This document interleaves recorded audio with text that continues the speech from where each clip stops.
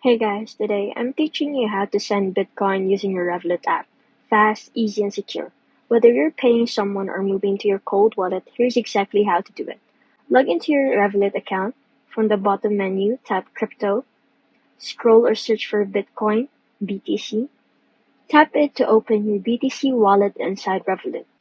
Once inside your Bitcoin wallet, tap the three dots on bottom right. You'll see two main options such as Send and Receive.